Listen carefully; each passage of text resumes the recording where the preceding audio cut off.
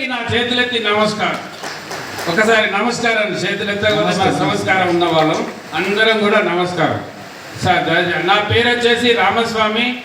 నాది హుజురాబాద్, వరంగల్, కరీంనగర్ డిస్టిక్ హుజురాబాద్.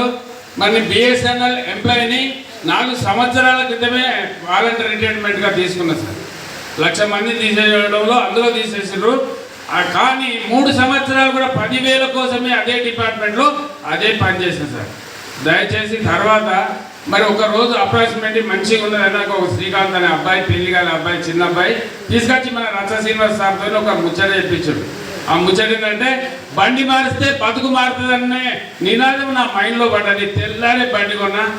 మరి అబ్బాయి వస్తాడు, వెస్టేజ్లో పోతాడు. సార్ పిలిపించిండు. ఈ 11 నెలల్లో మరి ఇక్కడ సస్పెన్స్ ఏంటంటే మరి ₹1 కోటి చేసే వర్తుగల్ల మన సారు పెద్ద విల్లా కట్టిండు. విల్లాకి ఏం చేసిండు? ఇంతసేపు ప్లాన్ చెప్పిండు కానీ తాళం వేసిండు సార్. మరి ఆ తాళం తీయాలంటే ఏం చేయాలి చెప్పాలి సార్ మీరే. తాళం తీయాలంటే తాళసై కావాల్సిందే. ఆ తాళసైకి ఒక 15,000 రూపాయలు పెడితే బండి పర్చేస్. అందులో నిధి ఎంత అంటే అంత తోడుకోవచ్చు. మన ఏడిఎంఎస్ పెద్దలు పెట్టిన నిధి. ఆ నిధిని ఎంత అంటే అంత తోడుకోవచ్చు. ఏమైనా తరిగేది ఉన్నదా? తరగదు సార్. దయచేసి మరి ప్రతి నెల నేను 50,000 ఆ డిపార్ట్మెంట్లో తీసుకున్నాను అనుకో. 30 సంవత్సరాలు పనిచేసాను సార్. ఆ చరిత్ర అంతా సార్కు చెప్పిన. మరి 30 సంవత్సరాలు చేస్తే ₹1,80,00,000.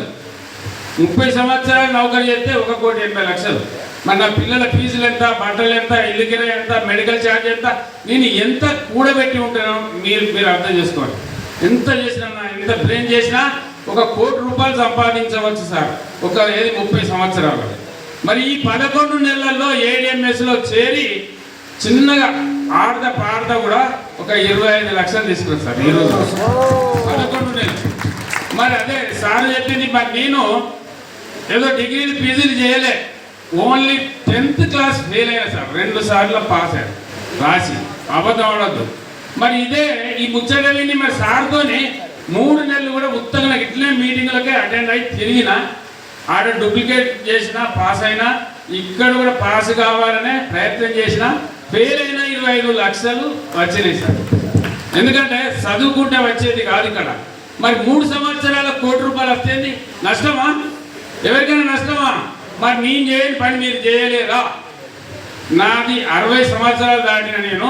మీరు 20, 30, 40 ఇంకా 30 సంవత్సరాలు చేసుకోవచ్చు. దయచేసి ఏడిఎంఎస్లో ఎంత దమ్ముంటే అంత తీసుకునే సత్తా ఉన్నది. 3 సార్లు బెల్గమైనా మళ్ళీ కూడా పోతా ఉన్నా. సార్ ఎక్కడుంటే అక్కడికి నేను మీటింగ్ 10 మంది కూడా మా హుజురాబాద్ నుంచి వచ్చారు సార్.